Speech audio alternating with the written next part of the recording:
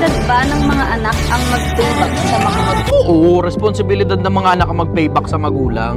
Pero hindi naman ang binabayaran mo pera eh. Wala nga eksaktong halaga yun eh. Ang tawag doon, utang na loob.